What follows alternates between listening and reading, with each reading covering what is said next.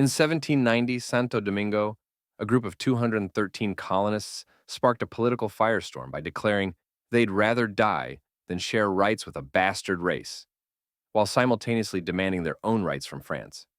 The irony of this moment would reshape Caribbean history forever. You know what fascinates me about this period? How these colonists essentially tried to create their own mini revolution within the French Revolution, but completely missed the contradictions in their position. Well, that's exactly right. And get this, they were so concerned about semantics that they refused to even be called a colonial assembly because someone convinced them it meant being subjects.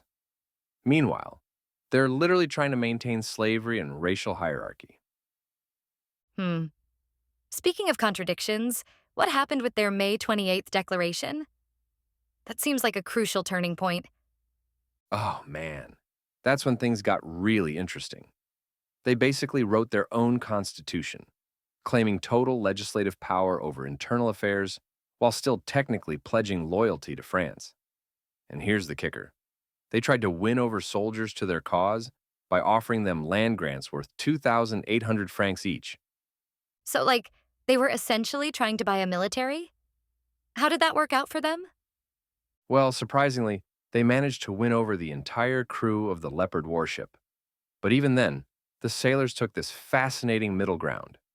They said they'd defend the assembly but wouldn't attack its enemies. It's like they knew they were walking a dangerous line. The whole situation reminds me of how political crises tend to spiral out of control.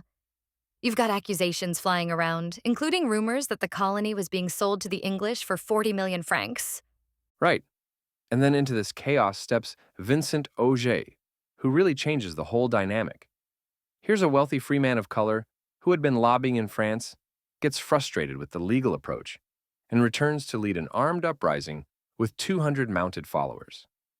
The way he positioned his movement was pretty sophisticated, though, wasn't it? Absolutely fascinating. In his letters, he explicitly stated he wasn't trying to start a slave revolt. He was focused solely on rights for free people of color. He even showed mercy to captured messengers, sending them back with diplomatic letters rather than harming them. Though that diplomatic approach didn't save him in the end. No, it didn't. And you know what's really telling? The speed with which the colonial authorities united to crush his uprising. These were the same people who had been at each other's throats just days before, but they immediately came together to maintain racial hierarchy. That really shows where their true priorities lay, doesn't it? Exactly. And here's the ultimate irony. By fighting so hard to maintain their power and privileges, they actually created the perfect conditions for the Haitian Revolution. It's like watching a slow-motion train wreck, where everyone can see what's coming except the people in charge. Looking back, it seems like such a clear pattern. When systems of inequality become too rigid, they often end up breaking entirely rather than bending. You know, that's what makes this whole period so relevant today. We can see how each crisis and conflict brought the colony closer to its breaking point. The assembly members who dramatically sailed away on the Leopard, 85 of them, including 64 fathers leaving their families behind, they probably thought they were protecting their way of life. Instead, they were participating in its destruction. And all of this happened while the French Revolution was unfolding back in Europe. Talk about a perfect storm. Well, that's what makes history so fascinating.